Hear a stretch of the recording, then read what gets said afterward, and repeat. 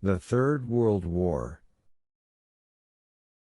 Our time is the time of the last days, of the conclusion of fallen human history.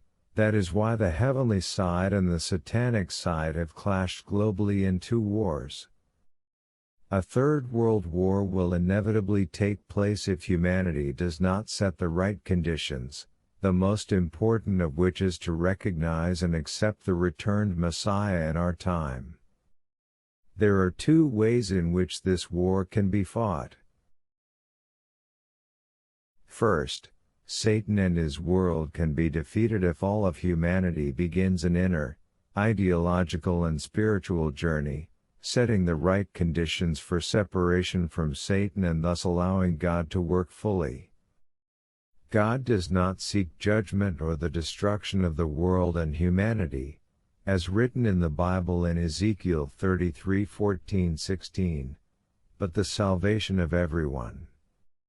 In fact, every individual and family, even if they live in wickedness, are in any case his sons and daughters, whom he wants to snatch from Satan and save. Therefore, God and the returned Messiah intend to induce Satan to surrender and submit through the power of acceptance by all mankind, of the new ideology and ideal to be realized, which God, in his new revelations of complete truth, has brought through the returned Messiah. If this plan fails, the satanic world will inevitably attack God's side substantially and physical confrontation will be inevitable. God's side will thus have to destroy the satanic side by force, and World War III will inevitably take place through physical, substantive, military conflict.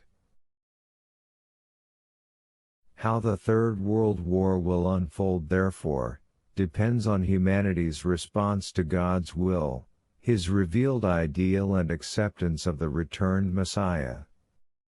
Just as it was important for the Jewish people to accept Jesus 2,000 years ago, so it is important for Christianity, the world foundation on which the second coming was manifested, to recognize and accept him. The victory thus of God's ideology will lead to the creation of an ideal world permanently free of Satan and his evil forces, both physically and spiritually.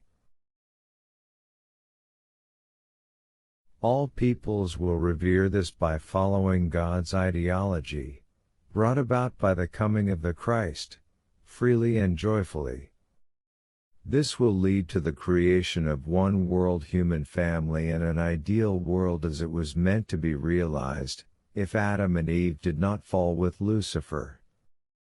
Thus an ideology of true love will be established that will break down the barriers created by Satan over thousands of years of strife and wars between peoples and nations, and the serious problems existing between the various races and cultures will be solved.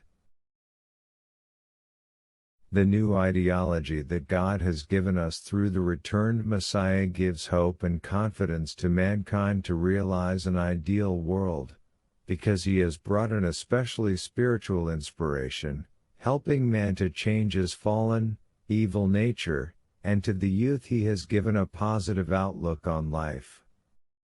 When this happens completely, the returned Christ will have restored to God his world free of Satan and evil, and the third blessing will also be completely restored, the care and love of creation for God, by his children.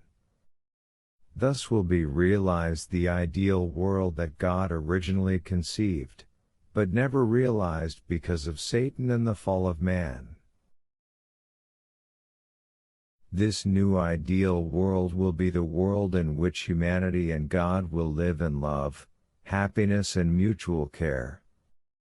This ideal world will have as its foundation the universal ideology that God brought through the returned Christ into our times,